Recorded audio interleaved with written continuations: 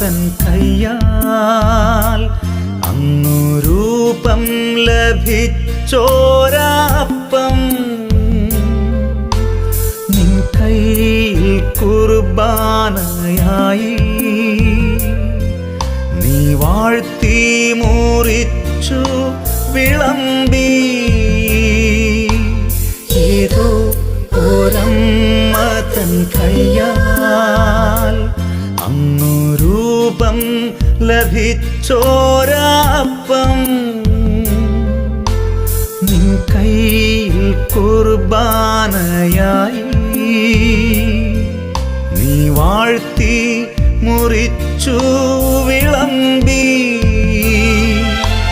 നാഥായൻ ദേഹമാം അപ്പത്തെ അവിടന്ന് ആശീർവദിച്ചു.